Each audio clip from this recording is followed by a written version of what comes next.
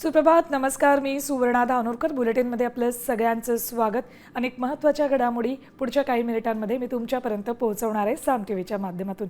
बघूयात पहिली बातमी काय आहे. तुळजाभवानी मातेच्या मंदिरात आता वाढत्या कोरोनाच्या पार्श्वभूमीवर खबरदारी घेण्यात येते. मंदिर परिसर, संस्थान, कार्यालयातील स्वच्छतेबरोबरच सॅनिटायझरची फवारणी करण्यात येते. तसंच कोरोना नियमांचं पालन करण्याच्या सूचना देखील कर्मचाऱ्यांना दिल्या आहेत. भाविकांनी मास्क, सॅनिटायझरचा वापर करावा, सोशल डिस्टन्सिंग ठेवावं असं आवाहन करण्यात आलंय.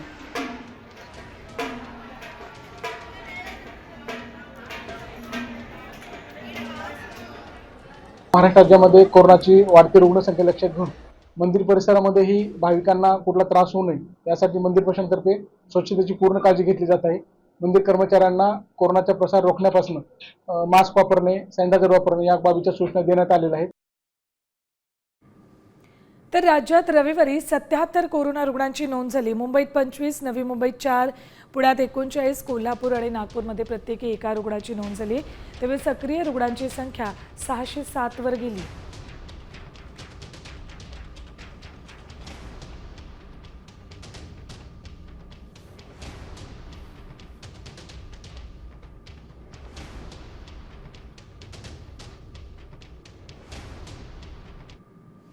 तर धाराशिवच्या परांडा तालुक्यात वादळी वाऱ्यासह पाऊस झालाय.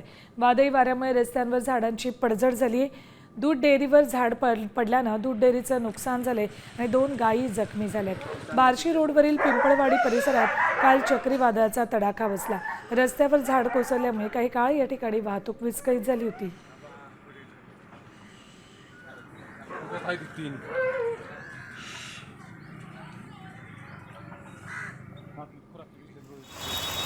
तर गेल्या काही दिवसांपासून दडी मारलेल्या पावसानं रत्नागिरीत रात्रीपासून धुवांधार बॅटिंग करायला सुरुवात केली आहे. विजांच्या कडकडाटासह पावसाच्या जोरदार धारा बरसत आहेत. त्यामुळे अनेक ठिकाणी वीज पुरवठा खंडित झाला आहे. जिल्ह्याला हवामान खात्यानं येलो अलर्ट दिलाय. हवामान खात्याचा इशारा तंतोतंत खरा ठरलाय. रत्नागिरीत पाऊस जोरदार बरसतोय. कोकणात प्रामुख्यानं भातशेती केली जाते. जिल्ह्यात अनेक ठिकाणी पेरणीची कामं पूर्ण झाली आहेत. कोवळ्या भात रोपांना मुबलक पाण्याची आवश्यकता असते. रत्नागिरीत ग्रामीण भागातील पेरणी केलेल्या शेतकऱ्यांना या पावसामुळे दिलासा मिळतोय.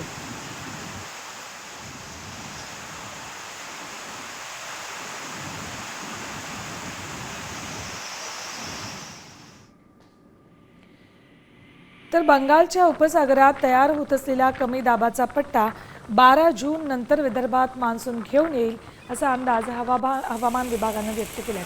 नागपुरात सध्या तापमानात प्रचंड वाढ झाली. उन्हाचे चटके जाणवत आहेत. मे महिन्यात वातावरण ढगाळ राहिलं. अधूनमधून बरसणाऱ्या पावसानं तापमान सरासरीपेक्षा 4 ते 5 अंशांनी घटलं होतं. त्यामुळे मे महिन्याची कसर जून महिन्यात निघते. नागपुरात पारा 43 अंशांवर गेलाय.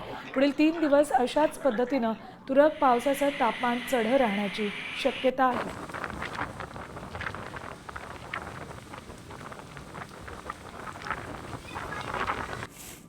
बातमी हगवणे बंधूंबाबतची.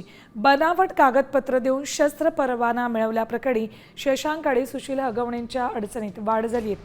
आता पुणे पोलीस सोमवारी म्हणजेच आज हगवणे बंधूंचा ताबा घेतील. शस्त्र परवान्याप्रकरणी शशांकवर वारजे पोलीस ठाण्यात तर सुशीलवर कोथरूड पोलीस ठाण्यामध्ये गुन्हा दाखल करण्यात आलाय. दरम्यान पोलीस सोमवारी दोघांचा ताबा घेतील.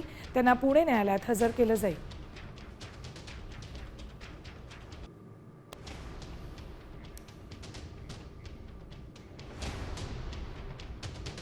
तर दुसरीकडे अभिनेता दिनो मोरियाच्या अडचणीत वाढ झाली. मिठी नदी गाळ घोटाळा प्रकरणी दिनो मोरियाला ईडीकडून समन्स बजावण्यात आले.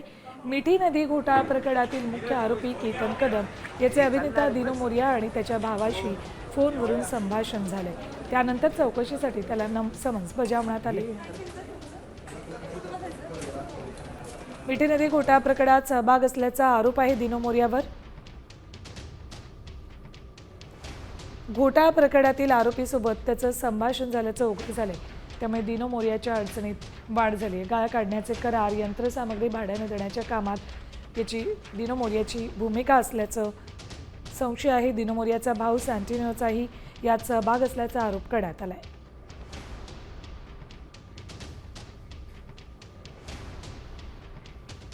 यानंतर बातमी पुण्यातून. पुण्यात आज पुन्हा एकदा शरद पवार आणि अजित पवार एकाच मंचावर येत आहेत. पुण्यातल्या वसंतदादा शुगर इन्स्टिट्यूटमध्ये होणाऱ्या ऊस उत्पादकतेसाठी एआयचा वापर या चर्चासत्रात ते उपस्थित राहतील. शरद पवार यांच्या अध्यक्षतेखाली होणाऱ्या या कार्यक्रमाला सहकार मंत्री बाबासाहेब पाटील आणि कृषी मंत्री माणिकराव कोकाटेही उपस्थित राहणार आहेत.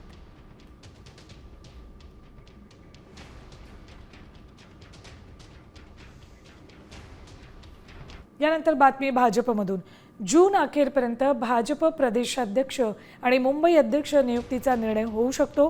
भाजप तालुका आणि जिल्हाध्यक्षांच्या निवडी झाल्यानंतर या प्रमुख निवडीकडे लक्ष असेल. प्रदेशाध्यक्षपदी रवींद्र चव्हाण यांचं नाव जवळपास निश्चित झालंय. मुंबई अध्यक्षपदाबाबत अजूनही नावावर शिक्कामोर्तब झालं नाही अशी माहिती सूत्रांनी दिली आहे.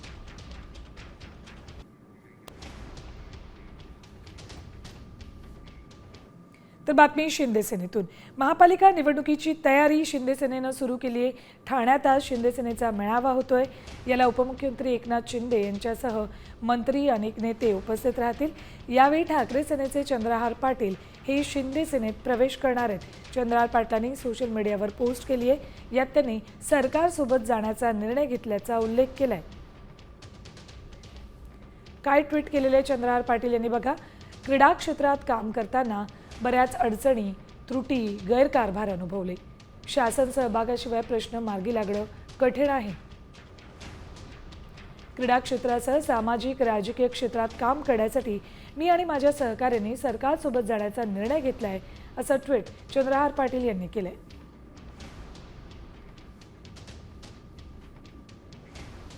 बातमी टुरिस्ट ट्रेनबाबतची. मुंबई टुरिस्ट ट्रेनचा शुभारंभ झालाय. मुख्यमंत्री फडणवीसांनी टुरिस्ट ट्रेनला हिरवा झेंडा दाखवलाय. छत्रपती शिवाजी महाराज टर्मिनसवरून भारत गौरव ट्रेन रवाना झाली. पहिल्याच ट्रेनला 100% बुकिंग मिळाल्याचं फडणवीसांनी सांगितले. तसंच या ट्रेनच्या माध्यमातून शिवरायांचा इतिहास आणि वारसा दाखवण्याचा प्रयत्न होतोय असंही ते म्हणाले. छत्रपती शिवरायांच्या इतिहासाची पावलं उमटली आहेत. अशा अनेक ठिकाणी ही भारत गौरव यात्रा या ठिकाणी जाणार आहे.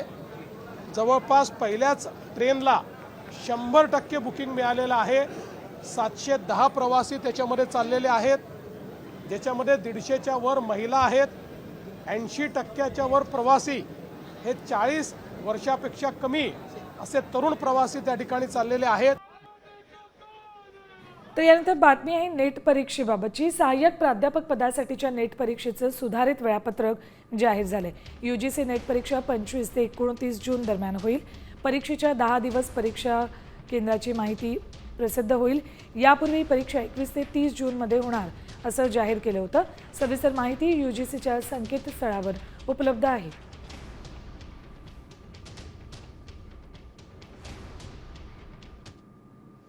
यानंतर बातमी आहे तुळजाभवानी मंदिरातून.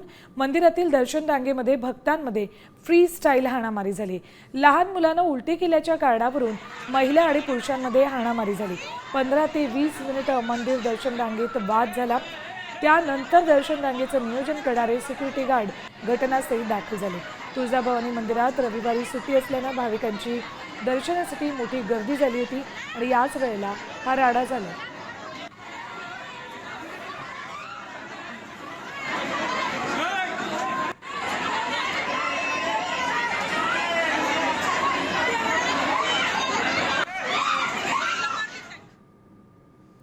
अशा परिस्थितीत या ठिकाणी सिक्युरिटी गार्डनं वेळेत पोहोचणं अत्यंत महत्त्वाचं असतं. बातमी आहे अकोल्यातून. खडकी भागातील राष्ट्रीय महामार्गाच्या मधोमध असलेला इलेक्ट्रिक पोल अपघाताला निमंत्रण देतोय. कारण इलेक्ट्रिकचा खांब रस्त्याच्या मधोमध आहे. तो बाजूला न करताच रस्ता बांधण्यात आलाय. रस्त्याच्या मधोमध असलेला हा इलेक्ट्रिक खांब यामुळे वाहतुकीला अडथळा निर्माण होतोय. सोबतच या ठिकाणी अपघाताचाही धोका आहे. त्यामुळे प्रशासन आता एखादा अपघात होण्याची वाट पाहतंय का असा सवाल नागरिक करतायत. थेट घटनास्थळावरून ही दृश्य आपल्यापर्यंत पोहोचवतात आमचे प्रतिनिधी अक्षय गवळी.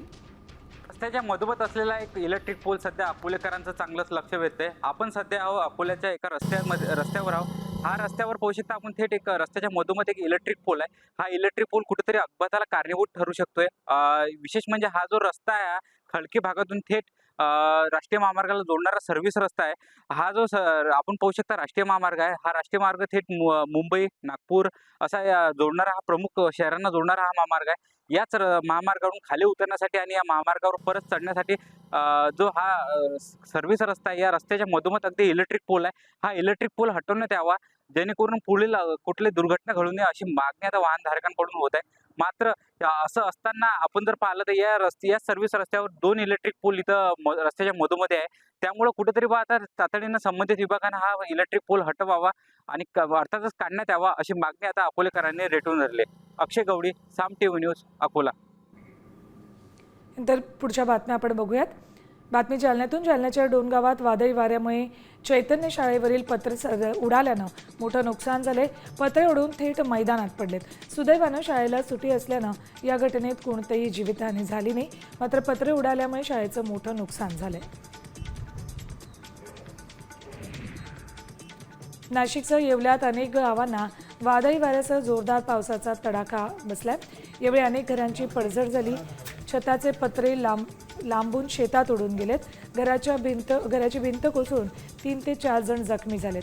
शासनानं त्वरित मदत करावी अशी मागणी शेतकऱ्यांनी केली.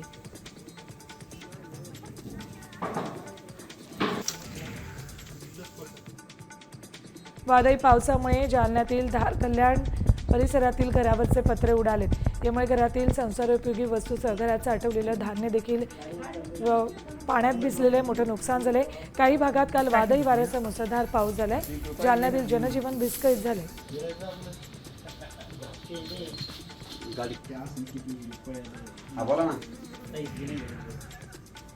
खासदार सुप्रिया सुळे इंदापूरच्या सणसर, कुरवली, कळंब आणि शेटफळगडे या पूरग्रस्त गावांना भेट दिली. 15 दिवसांपूर्वी झालेल्या मुसळधार पावसानं 4ही गावात मोठं नुकसान झालं होतं. यावेळी त्यांनी नुकसानग्रस्त शेतकऱ्यांशी संवाद साधून त्यांच्या अडचणी जाणून घेतल्या. तसंच प्रशासनाकडे तात्काळ मदतीची मागणी देखील केली.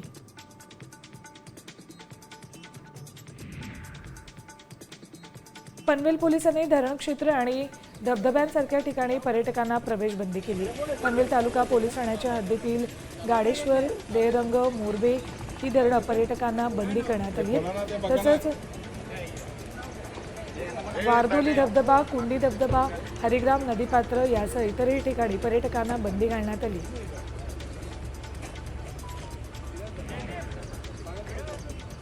सांगलीच्या अमणापूरमध्ये मुख्य रस्ता गेल्या 4 दिवसांपासून पाण्याखाली आहे. 5 महिन्यांपासून सुरू असलेल्या ओढ्याचं काम रखडलंय. मात्र याकडे सार्वजनिक बांधकाम विभागाचं दुर्लक्ष झाल्यानं ही परिस्थिती निर्माण झाल्याचा आरोप ग्रामस्थांनी केलाय. ग्रामस्थांना पाण्यातूनच जीव धोक्यात घालून प्रवास करावा लागतोय.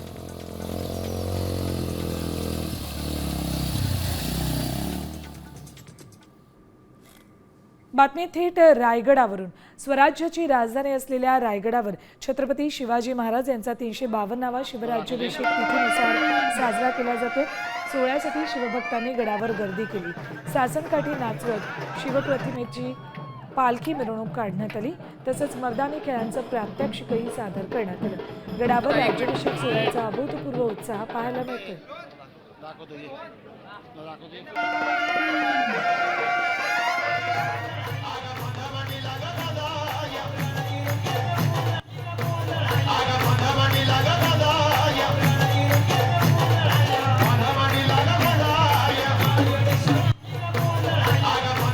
दुसरीकडे नागपुरातही जल्लोषात शिवराज्याभिषेक सोहळा साजरा होतोय. लहान लहान मुली पारंपरिक वेशभूषेत या ठिकाणी पारंपरिक खेळ सादर करतायत.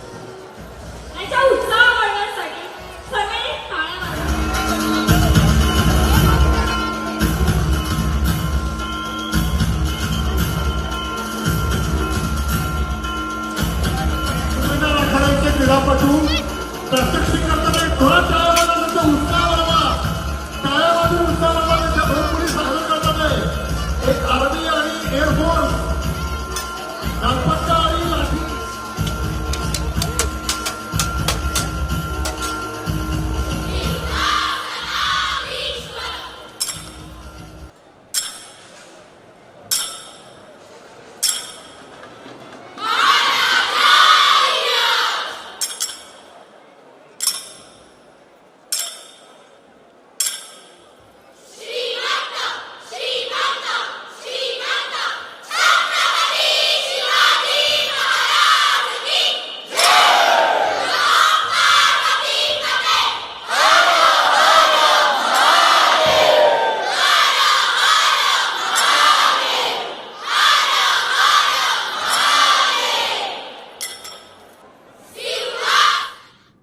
यानंतर बातम्या बघूयात झटपट 100. पालघरमधील शिवसेना पदाधिकारी अशोक थोडी अपहरण आणि हत्या प्रकरणात आरोपीला अखेर अटक करण्यात आली. फरार असलेल्या अविनाश थोडी याला दादरा नगर हवेलीच्या परिसरातून अटक केली आहे. 5 महिन्यांपूर्वी अशोक थोडी यांचं अपहरण करून हत्या करण्यात आली होती.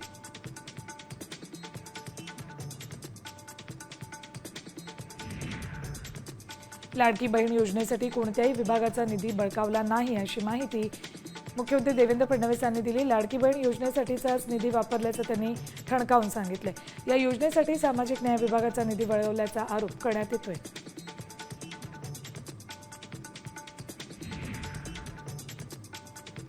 अखंड शिवसेनेसाठी राज ठाकरे, उद्धव ठाकरे आणि एकनाथ शिंदेने एकत्र यावं असं विधान गजानन कीर्तीकर यांनी केले. तसंच राज ठाकरे आणि उद्धव ठाकरे एकत्र न येण्यासाठी अदृश्य शक्ती असल्याचंही कीर्तीकरांनी म्हटलंय. तर गजानन कीर्तीकर जे काही बोलले ते त्यांचं वैयक्तिक मत होतं असं रामदास कदमांनी म्हटलंय.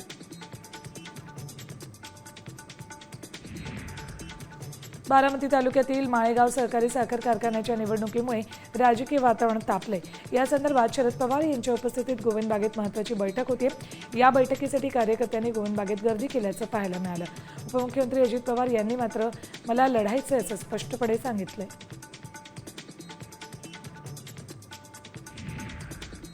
पवार काका पुतळ्याचं देखील मनोमिलन होण्याची शक्यता वर्तवली जाते.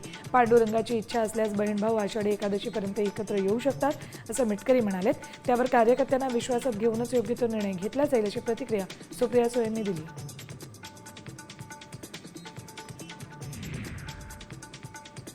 तर मुंबई काँग्रेसच्या वतीनं कुर्ला मदर डेअरीच्या भूखंड अदानीला देण्याच्या सरकारच्या निर्णयानिषेधार्थ जन आक्रोश आंदोलन करण्यात आले.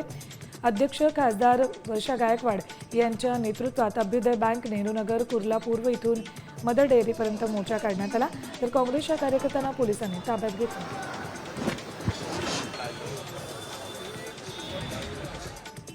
99 अखिल मराठी साहित्य संमेलन साताऱ्यात होणार आहे. पुण्यातील मराठी साहित्य महामंडळाच्या बैठकीमध्ये हा निर्णय घेण्यात आला आहे. साताऱ्यात होणारं हे 4थं साहित्य संमेलन आहे. साताऱ्याला 32 वर्षांनंतर मराठी साहित्य संमेलनाचा मान मिळाला आहे. सोन्याच्या दरात 1400 रुपयांची घसरण झाली, तर दुसरीकडे चांदीच्या दरात 1000ची वाढ झाली. 5 दिवसांपासून सतत सोन्याच्या दरात वाढ होत होती. 1 तोळा सोन्याचे दर 96,400 रुपयांवर आले. चांदीच्या भावात 1000ची वाढ होऊन ती 1,06,800 रुपये प्रति किलोवर गेली.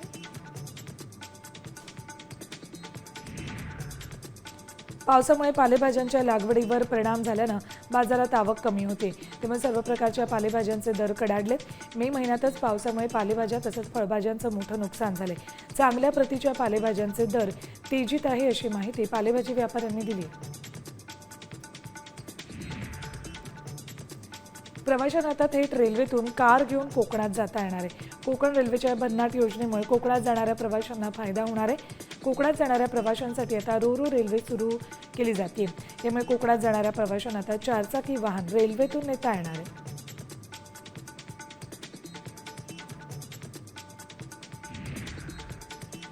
अमरावतीमध्ये बच्चू कडू यांच्या अन्नत्याग आंदोलनाला सुरुवात झाली आहे. शेतकऱ्यांची संपूर्ण कर्जमाफी, दिव्यांगांना 6,000 रुपये मानधन याचा विविध घटकांच्या मागण्यांसाठी बच्चू कडूंनी आंदोलन सुरू केले. मागण्या मान्य करा, अन्यथा अंत्ययात्रेसाठी तयार राहा असा इशारा बच्चू कडूंनी दिला.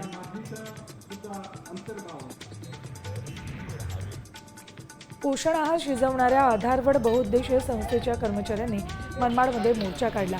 मानधन वाढवून देण्याचं आश्वासन दिलं तरी वाढ न केल्यानं कर्मचाऱ्यांनी शालेय शिक्षण मंत्री दादा भुसेंच्या संपर्क कार्यालयावर मोर्चा काढलाय.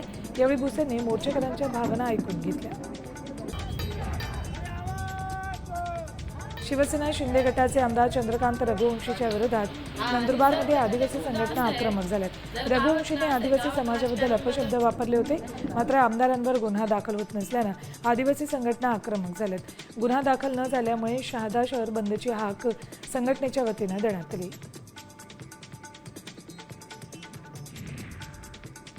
यात एक ब्रेकिंग न्यूज येते. महसूल मंत्री आणि नागपूरचे पालकमंत्री चंद्रशेखर बावनकुळे यांनी जनता दरबार घेतला. यावेळी त्यांनी विविध विभागाच्या बैठका घेत निर्देश दिलेत. वैद्यकीय मदतीच्या अर्जांवर तात्काळ कार्यवाही करण्याच्या सूचना त्यांनी दिल्यात. सांडपाणी, वीज, पाणी, रस्ते कामांची निवेदनं घेऊन आलेल्या लोकांच्या समस्या त्यांनी सोडवल्यात. तसंच अनेक कामं न झाल्यानं नाराजीही व्यक्त केली. आपत्ती व्यवस्थापनासंदर्भात अहवाल तयार करून सादर करण्याचे बैठकीत निर्देश दिलेत.